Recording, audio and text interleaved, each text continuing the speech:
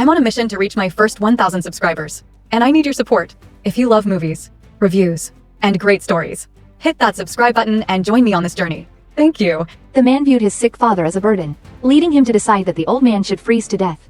He deliberately opened the window in the frigid cold of -10 degrees, allowing the icy wind to sweep into the room. Moreover, he yanked away the thin blanket covering his father and wrapped it around himself, watching as the frail old man became stiff from the cold. Afterward, he felt a sense of relief as the absence of his elderly father meant he could finally break free and move to the big city to establish himself. Once he buried his father, he set fire to their dilapidated wooden house, taking with him the only valuable item his father owned, a watch, as he embarked on a risky adventure. This peculiar journey ultimately transformed the film into a classic that every successful man should see. Stan first encountered a traveling circus, where the captivating performances held his attention, and the promoter's words sparked his curiosity as he introduced a wild man captured from the jungle. It was determined that the forest man only needed to eat one chicken to survive for half a year. Initially, Stan had doubts about this claim. However, to attract the audience, the promoter brought a live hen and threw it into the dungeon where the forest man was kept. At that moment, the forest man seemed to go mad with hunger, rushing towards the chicken without any hesitation, embracing it tightly. As he held the chicken, it appeared the forest man was said to need just one chicken to survive for 6 months. Initially, Stan was skeptical about this claim. However, to entertain the audience, the manager produced a live hen and tossed it into the dungeon where the forest man was kept. At that moment, the forest man seemed to go insane with hunger. He rushed at the chicken without hesitation, holding it tightly in his arms. The look on his face suggested he was enduring tremendous pain, but the job was the hardest and dirtiest. Yet at least he had a full meal and a place to sleep rather than on the streets. However, after observing for some time, Stan wanted more. He realized that everyone in the group had their talents, and to survive here, he needed a special skill as well. So, he approached the fortune teller Gina to learn a trade. Surprisingly, she was very friendly and welcomed him into her home for a chat. Gina then asked him to take the job was the hardest and dirtiest. But at least he got a full meal and didn't have to sleep on the street. However, after observing for a while, Stan wanted more. He realized that everyone in the troupe had their unique talents, and to survive there, he needed a special skill too. So, he approached the fortune teller Gina to learn a trade. To his surprise, she was very friendly and eagerly invited him into her home to chat. Gina asked him to take off his clothes and bathe first. Stan didn't understand the purpose of this but obliged since he needed her help. Unexpectedly, Gina reached into a lighter ignites the paper that the audience has written on, and Stan brings it down to someone who specializes in copying it onto a blackboard. When Gina performs on stage, she only needs to glance at the blackboard to accurately read the information from the audience's papers. Combined with her delicate acting skills, Gina convinces the spectators that she can truly read their thoughts, leading to endless applause. For the first time being part of the performance, Stan begins to crave the admiration he sees on stage. After the show, Gina tells Stan that her husband Pete is the one who can read minds. Noticing Stan's skepticism, Pete decides to broaden his perspective. He instructs Stan to hide an object so he can guess what it is. Once done, Pete turns his back on Stan, who quietly hands a watch to Gina. Gina then focuses on the item, stating that she is holding it in her hand. To Stan's surprise, Pete not only identifies it as a watch but also accurately describes its material and age. Even knowing its origin, at that moment, Stan was completely stunned by his father's actions. He had witnessed the entire process and realized that there couldn't be any cheating involved. He truly didn't understand how Pete knew. He noticed the eager look in Pete's eyes, who openly shared his skills and secrets with him. Pete pulled out an old notebook for Stan to see, revealing codes he had spent 10 years studying. Betty and Gina were longtime collaborators who had developed a unique way of communicating. For instance, Gina's earlier question encouraged focused attention on the object in her hand. Although it seemed simple at first glance, each word contained hidden tricks. The word, ask, referred to an item and implied the old, broken watch. Pete determined that the watch was a keepsake from Stan's father based on his extensive experience, as items left by fathers usually carry deeper meanings. After Pete departed, Stan remained absorbed in his performance. Appearing to have found clarity, Stan noticed a skill he wanted to learn that day when he brought wine to Pete, who was slumped to sleep on the sofa. Stan intended to place the wine bottle on the table and leave but accidentally spotted Pete's notebook next to him. Unable to resist, he opened it, causing Pete to wake up suddenly. "What are you doing?" Pete asked. Stan replied that he meant no harm, he was just curious. Pete explained that it wasn't that he didn't want to teach Stan, but the notebook contained tricks that could lead people astray. He admitted that he had fallen into temptation in the past, which is why he no longer performed. Pete urged Stan to abandon this skill, but how could someone who had never tasted pork know its flavor? Ignoring Pete's warning, Stan made no response and turned to leave his room. Just a few days later, disaster struck. That day, due to excessive drinking, Pete died suddenly on the street. As Gina wept over Pete, Stan quietly slipped away from the crowd. Still remembering Pete's notebook, he completely ignored Pete's advice after obtaining the notebook, and Stan diligently practiced, revealing remarkable talent in just a few short months. Stan quickly mastered the research findings that took Pete decades to compile. During this time, he developed feelings for a girl from the circus named Molly. Molly was the most famous performer in the circus. Not only was she beautiful, but she was also known as the Electric Lady because she could conduct electricity without harm. However, since Stan was just an apprentice, he never dared to express his feelings to Molly until one day when the police unexpectedly showed up for a check. This gave Stan a chance to showcase his skills. Keeping wild humans caged is illegal, and if the police caught them, the circus would surely be forced to shut down. Just as the chief officer was about to take action, Stan used a few clever words to subdue him. "You're Jeremiah, right, Jeremiah?" The chief officer was extremely surprised that Stan knew his full name. But guessing correctly was just the beginning. First, Stan used the opportunity to manipulate the chief of police. He then pulled the chief aside and revealed not only that he had suffered from polio since childhood but also accurately stated his mother's name, Mary, describing her as a saintly woman who cared for him. Stan expressed a desire to feel her love for the chief. It was clear that the chief was completely under Stan's influence. Stan took advantage of the trust he had gained, clutching the talisman left by the chief's mother, claiming she wanted her son to be compassionate and maintain a kind heart towards others to achieve greatness. At that moment, the chief's soul seemed purified. Thus, Stan successfully helped the circus overcome the crisis. He later explained to the promoter that he knew the chief's secret because he had intentionally bumped into a police officer and saw the chief's name on the search warrant that officer was carrying. Afterward, amidst the chaos, he noticed the chief's mismatched shoes, one large and one small. The signs of a paralyzed person receiving Stan's perfect rescue not only garnered applause and recognition from everyone in the circus but also won the heart of the beautiful Molly. Although she already had a role in the circus, this small troupe quickly became too limited for Stan's ambitions. She was ready to leave everything behind to follow him. And with Molly's support, Stan grew even more determined to move to the big city to pursue his career. However, there was one thing he never understood: how the manager, Rot, trained the wild man. So before leaving, Stan asked him to clarify his curiosity about how he managed to train the wild man. The manager explained that no training was necessary, all it took was finding a drunkard, inviting him to drink, and secretly adding a few drops of a drug to the alcohol. He then pulled out a small vial from his pocket, revealing the manager's secret. After just a few doses, no matter how strong-willed the person was, they would end up losing their mind. Resembling the wild man, knowing the truth, Stan felt no more attachment. He took Molly with him to begin their journey to conquer the world. A year later, Molly had mastered the techniques in her notebook, and she and Stan performed mind-reading acts daily at theaters in major cities. At this point, Stan had become a renowned mind reader, living a comfortable life. However, one day during a performance, he was unexpectedly interrupted by a lady. "Don't say anything, young man. Let me ask him what's in your pocket." Molly reminded him using a code, leaving Stan unsure of how to respond. He pulled off his blindfold, intending to stop the lady, but she then declared in front of everyone that Stan and Molly were using some form of communication that the audience couldn't comprehend to deceive them. "There's no trickery here, ma'am. There's no deception," Stan insisted. Despite his efforts to clarify, it was evident that the lady had no intention of letting him off the hook. "Then answer me, what's in your pocket?" At this moment, Stan found himself in a dilemma. If he answered correctly, he would likely lose his job. But Stan, with his innate talent, was not an ordinary performer. He calmly observed his surroundings and used his keen observational skills to carefully assess the lady before slowly approaching her. He then stated, "A small handgun, with a gold-plated body and an ivory grip.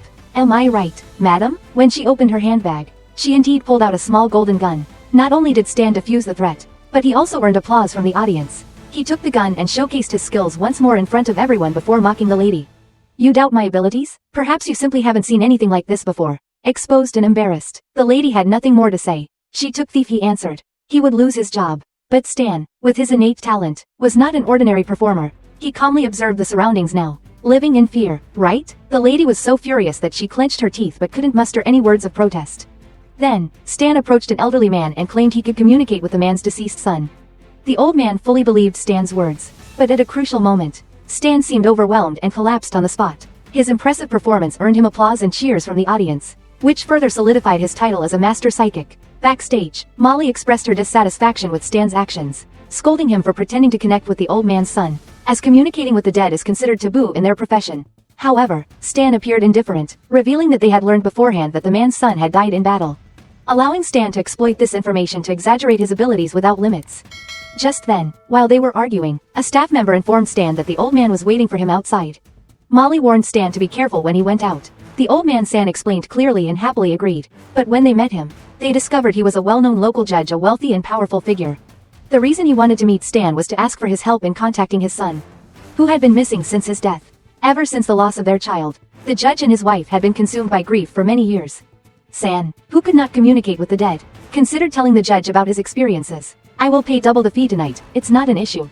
He said upon hearing this. Hearing about the generous payment caused Stan to hesitate. At that moment, the lady from earlier approached and handed Stan a business card, introducing herself as the judge's psychologist, Lily Litter. After hearing her introduction, Stan seemed to have an idea. He grasped the judge's hand and stated, I can help you. Although Molly still wanted to intervene, Stan signaled for her to leave. Thus, Stan took his first step into a world of deception. The next day, he used Lilith's business card to find her, but Lilith appeared completely unfazed. Knowing in advance that he would go to San, he straightforwardly proposed a partnership with Lilith to provide information about the judge's son. San would communicate with the spirit to make money, and they would split the earnings from this fortunate opportunity. Lilith had no reason to refuse, or perhaps this was their mutual intention all along. They went to Judge Stan's house, using the information Lilith provided to impersonate his son, delivering messages to the couple. This broke the taboo of communicating with the deceased, leading the judge's wife to believe that their lost son was nearby, offering the couple some solace for their grieving hearts.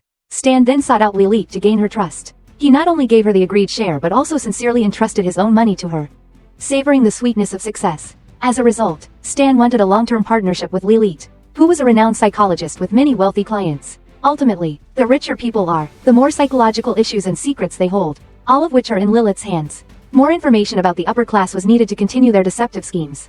The two individuals, each with their objectives, reached along. Additional information was needed about the upper-class individuals to continue their deceptive schemes. Each of the two had distinct goals and successfully reached a long-term cooperation agreement.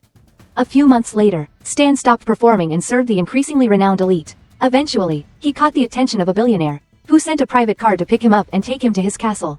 Despite having met many wealthy people, Stan had never seen such an opulent private estate. The security detail alone numbered in the hundreds, and anyone wanting access had to go through rigorous screening first. Lilith informed Stan that the billionaire felt guilty for past mistakes made in his youth, especially concerning his late wife, and was willing to spend any amount to atone for his sins. Stan viewed the billionaire as an easy target, unaware that this seemingly elderly man was not only extremely intelligent but also eccentric and suspicious.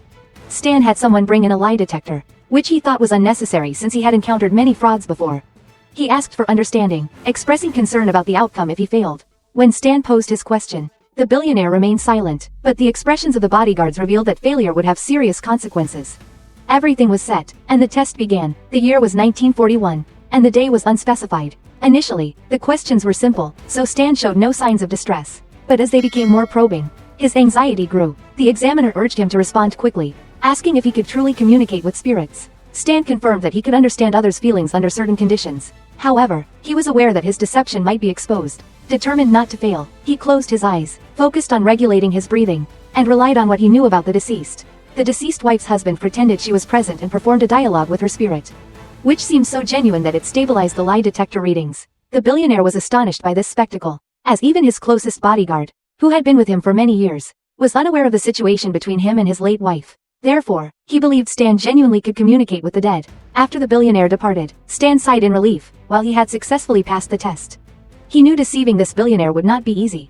He then approached Lilith, expressing his need for more tools to gain the billionaire's trust. At this moment, Lilith considered withdrawing, knowing she alone held the secret about the billionaire. If he discovered she had disclosed this information, she feared she could not withstand his vengeance. Although Lilith refused to share any details with Stan, he remained persistent. When Lilith went to the restroom, he secretly copied her information. He took her safe key and waited until late at night to sneak in and steal the billionaire's files. In this way, Stan exploited the billionaire's longing for his deceased wife and his guilt, continuously brainwashing him and making a substantial amount of money from him. However, one day, the billionaire unexpectedly made an even more unreasonable request. He wanted to see her once more at any cost. He insisted on having her brought back to confront this impossible demand. But Stan did not refuse. He remained silent. He accepted the billionaire's deposit because earlier, while reviewing the files, he discovered astonishing information. The billionaire's late wife bore an uncanny resemblance to Molly. Consequently, he persuaded Molly to join him in carrying out this summoning task.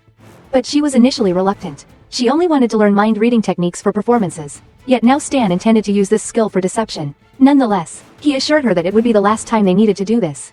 And if successful, they would acquire enough wealth to last a lifetime. Ultimately, he is the wealthiest person in this area. Under Stan's persuasion, Molly could not refuse her husband's request and eventually agreed to impersonate the deceased wife of the billionaire. At the same time, the judge and his wife believed the deception because she wanted to reunite with her son quickly. Thus, she shot her husband and left everything behind. A few days later, Stan took Molly to the billionaire's house as planned. They checked the time together, and he instructed Molly to appear in the backyard exactly at 8 o'clock while he would enter first to create the opportunity for the summoning. When meeting the billionaire, Stan used the excuse of summoning a spirit, stating it was not convenient with someone else present, so he requested the bodyguard to leave. He then led the billionaire into the garden while Molly was sitting in the car, applying a red-colored ointment on herself. At that moment, the billionaire was anxious to see his late wife. Stan told him to close his eyes and pray for a minute. When the billionaire opened his eyes, Molly had completed her transformation and stood before them. She wore a white dress with her hands covered in blood, which indeed looked somewhat eerie from a distance. Stan intended for the billionaire to stand there in remorse, but unexpectedly, overwhelmed with longing, his emotions became agitated as he pushed Stan away and rushed towards Molly without hesitation.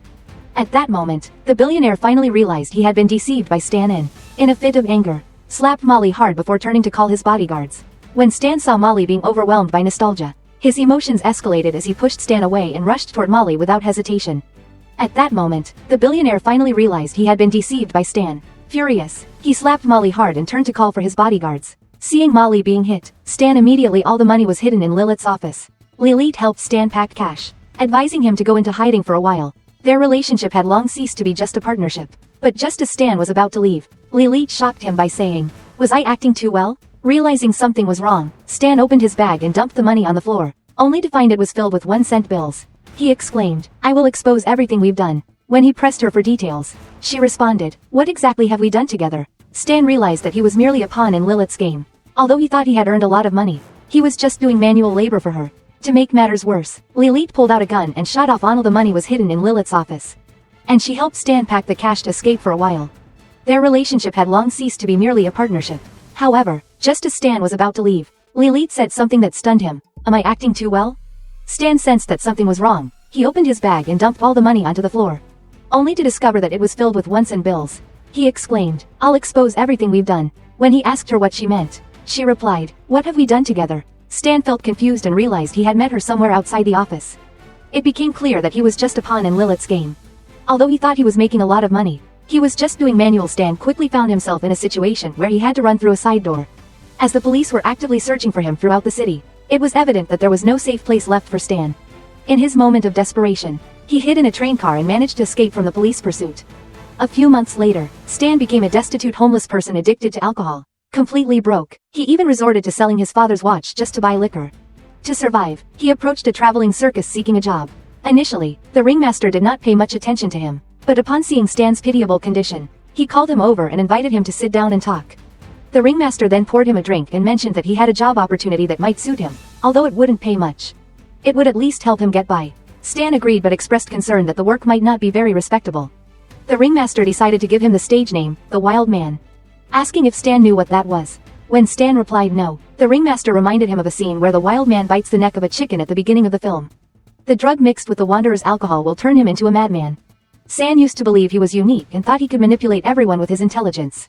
But in reality, he was just an ordinary person. He has even become a laughingstock for others seeking amusement. Now, to others, he is no different from a vagrant. It seems he was born for this.